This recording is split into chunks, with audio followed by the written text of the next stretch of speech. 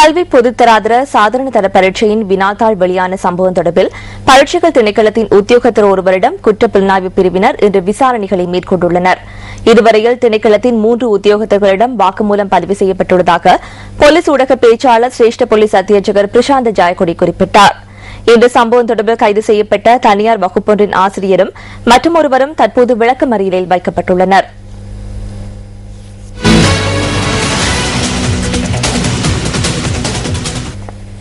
காலி தடல்ல பகுதியில் இன்று நண்பகல் இடம்பெற்ற வாகன விபத்தில் போலீஸ் உத்தியோகத்தர் ஒருவர் உயிரிழந்துள்ளார். மோட்டார் சைக்கிள் ஒன்று லாரியுடன் மோதி விபத்துக்குள்ளானதாக போலீஸ் ஊடக பிரிவு குறிப்பிட்டது. விபத்தில் அக்ரஸ போலீஸ் நிலையத்தில் கடமையாற்றும் உத்தியோகத்தர் ஒருவரை உயிரிழந்துள்ளார்.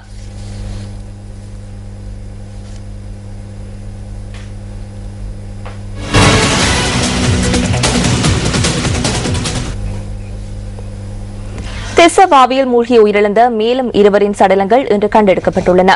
இதையடுத்து சம்பவத்தில் உயிரிழந்தவர்களின் எண்ணிக்கை 7 உயர்வடைந்துள்ளது. இந்த அனர்த்தத்தில் உயிரிழந்த 4 இங்கிரிய பகுதியைச் சேர்ந்தவர்கள்.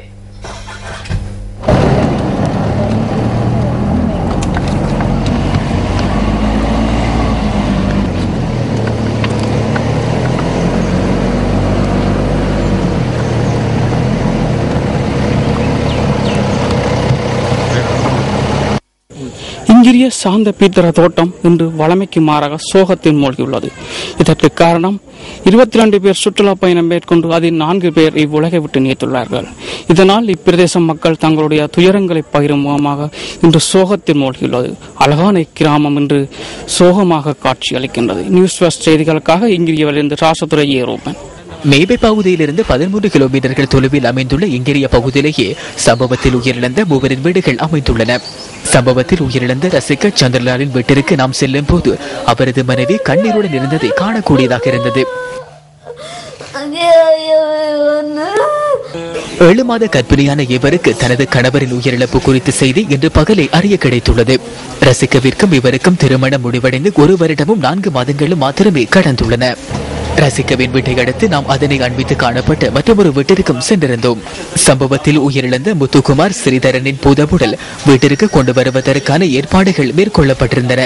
ஸ்ரீதரன் தனது தந்தை, தாய் மற்றும் தங்கையுடன் வாழ்ந்து வந்தார். சம்பவத்தில் உயிரிழந்த ஸ்ரீகந்த பேரிஸ் தங்கியிருந்த வீட்டிற்கும் நாம் சென்றிருந்தோம். எனினும் உயிரிழந்த ஸ்ரீகந்த பேரிஸின் பூதவுடலை பெற்றுக் கொள்வதற்காக அவரது மனைவி மற்றும் குழந்தைகள் திசமகாராம நோக்கி பயணித்துள்ளமையால் அவரது வீட்டில் எவரும் இருக்கவில்லை. 9 பேரை கொண்ட குடும்பத்தின் இளைய மகனான ஸ்ரீகாந்த பேரிஸிற்கு 31 வயதாகிறது. தாய் மற்றும் 2 சகோதரிகளை கொண்ட குடும்பத்துடன் வாழ்ந்து வந்த அசிர நிரோசனும் நேற்றைய சம்பவத்தில் உயிரிழந்தார். 20 வயதான அசிர தொழிலுக்காக சென்று 1 மாதங்கள் மாத்திரமே கடந்துள்ளன. திசமகாராம பகுதியில் நேற்று இடம்பெற்ற படகு விபத்தில் கொடகவெல்ல பகுதியைச் சேர்ந்த 24 வயதான துமிந்த ரோஷா குணதிலகவும் உயிரிழந்தார். ஹோமாகம பகுதியில் தொழில் புரியும் சிலர் நேற்று அதிகாலை கதிர்காமத்தை நோக்கி பயணித்துள்ளனர்.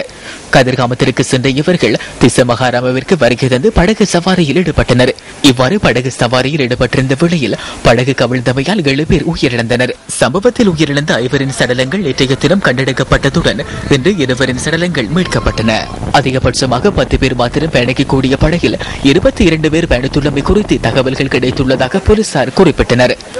அத்துடன் படகை செலுத்திய நபர் மற்றும் அந்த படகில் பயணித்த பலரும் மது போதையில் இருந்துள்ளமை பிரேத பரிசோதனை அறிக்கையில் உறுதி செய்யப்பட்டுள்ளதாகவும் போலீசார் கூறினர்.